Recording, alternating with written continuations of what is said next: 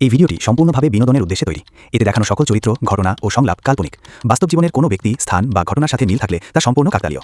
এই ভিডিওর মাধ্যমে কাউকে আঘাত করা, অপমান করা বা কোনো ভুল বার্তা দেওয়ার উদ্দেশ্য নেই। সকল দর্শকের প্রতি সম্মান রেখে এই কন্টেন্ট তৈরি করা হয়েছে। তাহলে চলুন শুরু করা যাক। অনেক দিনই তো হয়ে গেল, চল না কোথাও ঘুরে আসি। কত সুন্দর সুন্দর জায়গা আছে, চল না দেখে আসি।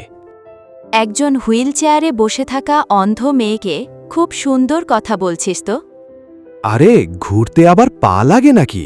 মন লাগে, মন আর চোখের কথা সে তো আমার দুটোতেই হবে, নয় কি? মনটাই তো নেই রে, খুঁজে পাচ্ছি না জানিস। তা না পাওয়ারই কথা, সেটা তো আমারই কাছে আছে। আচ্ছা বুঝলাম, কিন্তু আমার চোর বাবা জীবন, তোমার চোখ দুটো যে সবসময় আমার মুখের উপরই ব্যস্ত, তাহলে জায়গাটা দেখব কি করে? কি করব বল? তুই আজও এতটাই সুন্দর যে চোখ সরাতে ইচ্ছেই করে না। আচ্ছা আচ্ছা, অনেক হয়েছে। এবার কষ্ট করিয়া বলিবেন, কেন আজ এত ভালোবাসা? আজ বলে কেন? আপনার জন্য ভালোবাসা তো আমার মরণ অবধি। তারপর ভালোবাসবি না বুঝি? তারপর আমি ভালোবাসতে গেলে তুই ভূতের ভয়ে মরে যাবি যে। ভালোই তো, দুইজনেই মরে ভূত হয়ে একে অপরকে ভালোবাসব।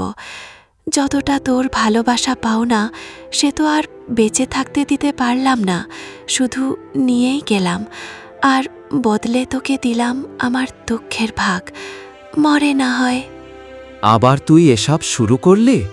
চোখের জল তোর একবার করে বড্ড বেশি হয়ে যায় বল, তাই বের করে দিস। তুই আমার দুঃখ কেন হতে যাবি? তুই আমার সাহস, তুই আমার ভরসা, তুই আমার ভালোবাসা, তুই আমার, শুধু আমার, একান্তই আমার। কাঁদবি না বলছি। আমার ভয় করে, তোকে হারানোর ভয়। ছেড়ে যাবি না, কথা দে। আর উপায় নেই, আমরা এখন 7 জন্মের জন্য বাঁধা, চাইলেও ছেড়ে যেতে পারবো না যে।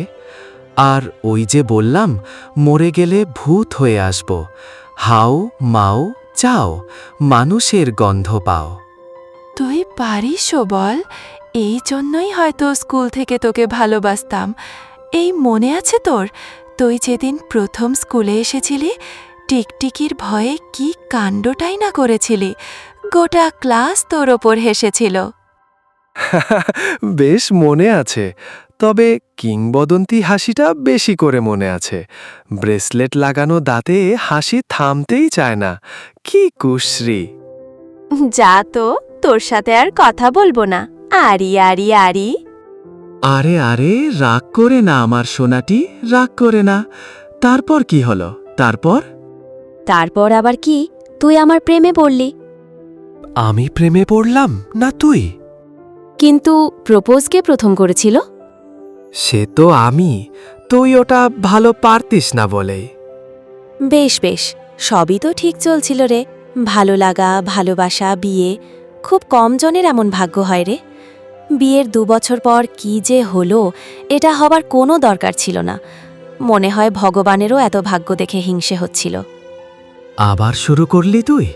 ওটা একটা দুর্ঘটনা ছিল, ওতে তোর বা আমার কিছু করার ছিল না। জানি ওই দুর্ঘটনায় তোর এই অবস্থার কারণ, কিন্তু সেটা তো কপালের লেখা, এবং সেটার দুঃখ আমারও আছে। তবে তোর এই পুরনো জিনিসগুলোকে বারবার টেনে এনে কষ্ট পাওয়ার কোনো মানে হয় না। আর আমি তো আছি, বাদ দে।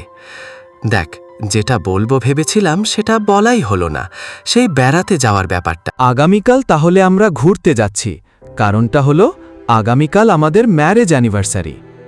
আরে, আমি তো ভুলেই গিয়েছিলাম। তোর মনে আছে? হ্যাঁ, সে ভুলবার জিনিস না। আর তোর মনে নেই, আমার মনে আছে, কারণ তোর থেকে আমার ভালোবাসাটা বেশি। অবশ্যই অবশ্যই। তাহলে বল, কোথায় যাবি? এমন একটা যা তোরও আমার পছন্দের জায়গা। দার্জিলিং। উফ, দারুণ! চলো চলো। আর না, আগামীকালের জন্য অনেক কাজ বাকি এখন। হ্যাঁ, চল। গল্পটি শেষ এখানেই, কিন্তু তাদের ভালোবাসার না। ভালোবাসা তো অমর। আজকের মতো এই পর্যন্তই। ফিরে আসব আবার একটা গল্প নিয়ে।